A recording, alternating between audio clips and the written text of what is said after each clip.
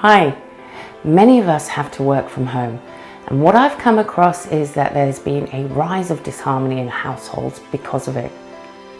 So how can you positively impact your home life by changing your tone of voice? Okay, I'm going to ask another question. How many times have you been talking to someone, you've disliked their tone that they've used, and it's sparked a row?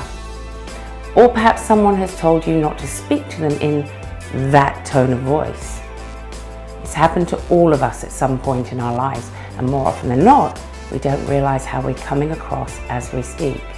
There's one aspect of communication I love discussing, which is how someone reacts is exactly how you've been heard. Interestingly, when challenged, a person will often say, "But I didn't mean it like that." Now that's the tone of voice playing a big part in miscommunication.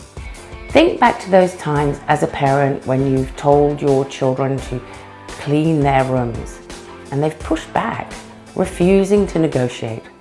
"I'll do it later," comes the belligerent reply, or they've studiously ignored your requests altogether. Seriously? It's enough to drive you completely nuts. These interactions might then lead to arguments where you either give up or resort to what we've all done: threats and follow through of something being taken away, exacerbating the problem.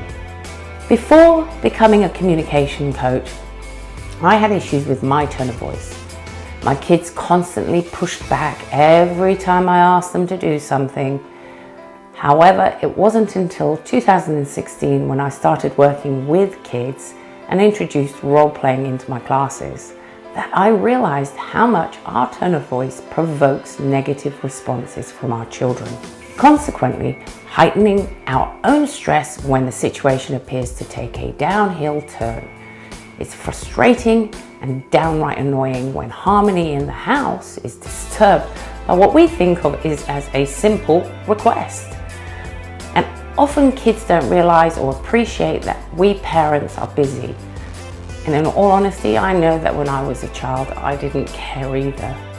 Now, due to the pandemic, many of us are having to work from home, look for a new job or run a business, and there's been a rise in arguments because we're fed up with simultaneously homeschooling our kids and trying to work productively from our homes with little or no break.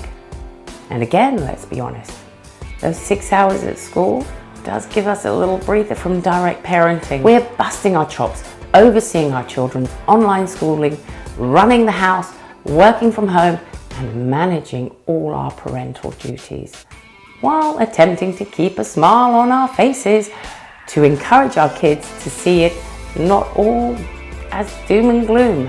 And life sometimes becomes hectic and challenging, and any arguments that happen at home make us feel as though we're not coping, and occasionally as if we're failing in some way. Incidentally, there is no failure. We're simply trying to keep up with changes by adapting our lives to accommodate our daily circumstances. As parents and carers, we really do need to be kinder to ourselves. That said, we can actively help keep the atmosphere at home a little bit more harmonious. Not long ago, while working with a family via Zoom on their communication style, it was established that arguments would kick off at the drop of a hat between the eldest child and his parents over trivia. We discussed the way they speak to each other, and unsurprisingly, the bulk of what appears to be the problem is the tone of voice each person uses when communicating with one another. Of course, the content of what is said is important. However, you can say the same thing in a few different ways, and the response you get from the listener will vary accordingly. I gave the family homework to do over the week to modify their vocal tone as they spoke to each other. I asked the parents to soften their tone rather than barking out orders or making demands. I asked them to be careful of their tone when speaking. I also asked the son not to use a sing-song voice because kids do love a sing-song voice, which can grate on the nerves of us adults. I also asked him not to retaliate with name-calling if he didn't get his way. but to keep his voice calm and use the negotiation techniques I'd already given him. When I caught up with them the following week, Mum and son reported fewer arguments, and according to Mum, her son was able to modify his behaviour when he became aware of how he was speaking. She said that she felt a lot more harmony in the house, and the outcome was that both she and her husband proactively changed their vocal tone to encourage their younger children to mimic their behaviour, which is called positive mimicking. Their eldest then became proactive in his own change, and Mum was excited by how quickly they all adapted. When I chatted with the son, he expressed pride in himself, loving the fact that he didn't get into trouble all week. And I could see the win in his eyes as they beamed at me as he grinned like the Cheshire Cat. Of course, I reinforced that the exercises were to be ongoing, that they shouldn't be done for a week and then put aside, since change is created by rewiring our brain to formulate new healthy habits as we break old self-defeating behaviours. As a coach, when I chat to the kids and their parents about how we can positively change the dynamic at home by actively changing the tone of our voice, they are at first skeptical until they do some of the exercises I set. A few days later, I'll have a parent call or approach me in class and tell me that it's as if a light bulb switched on and that they realise that making the change isn't as hard as they first believed. They tell me that once they've discovered the benefits, they choose not to revert to old behaviours. Score! So how can something as simple as vocal tone change behaviours that have developed over the years? Well, here's an exercise to try. This exercise is for adults because when you hear and feel the difference, you can apply it to other areas in your life when you're communicating, such as asking a child to clean up their room. You can even do it with your child, just don't use the words we're going to do in this exercise. Pick something less aggressive. Maybe one way you're telling them to clean their room. We've all asked them to do that. Then conversely, get them to swap roles with you, asking, "What's for dinner?" in different ways, such as a whiny, demanding, and a normal voice. Try saying something that would be taken as nasty and say it in 3 different ways. Not to someone else, unless they're happy to be your guinea pig, and not to your child. We're not doing this with your child. To give you feedback. We don't want to cause any arguments, but we want you to hear the difference in your tone of voice. If you don't have someone to work with you, look in the mirror so you can see how your facial expressions will also affect your tone of voice. I want you to say these words: "You are an idiot." The first time you say it, keep your voice staccato and aggressive, emphasizing each word, even allowing your top lip to curl a bit to create a snarl in your tone as if you're angry, or say it through gritted teeth. You could even try both. It should feel harsh, unkind, and judgmental. Okay, so now you're going to say, "You are an idiot," as I explained in an aggressive tone. I'll say it each time first, and you can mimic me if you prefer. You are an idiot.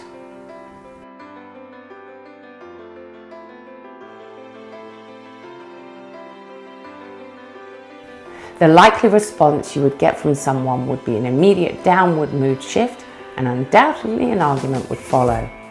Really analyze how you feel as you said it. Now try saying exact same words in a slightly higher tone with your eyebrows drawn together without being staccato, as if you're astounded by such foolishness. It should feel as though you're patronizing the person. You are an idiot.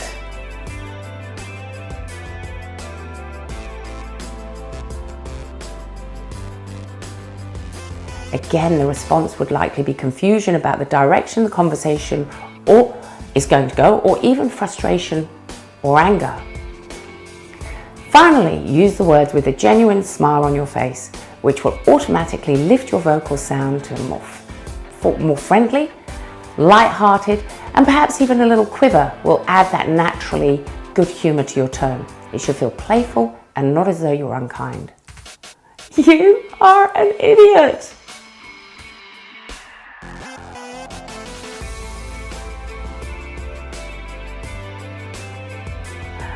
The response is likely to be non-confrontational, since your tone isn't judgmental or demeaning. Really evaluate how you sounded and how you would respond if you were on the receiving end. Be honest as you can about how each way made you feel. Now, if you do decide to do the exercises with a child, ask them to play along, not the I am an idiot, because kids love a good role play. Watch your child's reaction as you speak, and each time you've done one, ask if they like the tone you used. Add in any other styles you can think of as you role play. Encourage them to tell you how it made them feel without judgmental or reprisal for their honesty. When you finish the exercise, question which way of asking would less likely result in pushback, which would be more likely to have them say, "Okay, can I do it?" whenever. They might ask for 10 more minutes to finish a game, and this opens the floor to negotiation rather than friction. Should you do the role reversal, where they're asking you the question or demanding of you, explain how you felt with each request at the end of the exercise.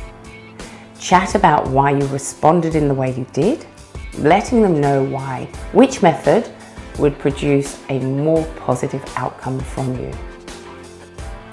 Often it's unintentional, dismissive responses from a tired and frustrated adult that evokes a child to negatively knee-jerk react with a tantrum, tears, or a move to control the situation to their favor. I found that when kids and parents actively role play to iron out frustrating habits, children respond well, purely because kids often need to see, hear, and feel the effects by expressing themselves through talk. They feel less dismissed as an annoyance because an adult who uses short, sharp, impatient, offhand responses makes a child feel undervalued. Parents report that they feel less harassed by their kids when they've adjusted their way of asking for something, and they feel more respected by a simple "please," "thank you," or "excuse me." They also find that when they soften their own tone with their children, they feel less nagged, which opens the door to healthy negotiation.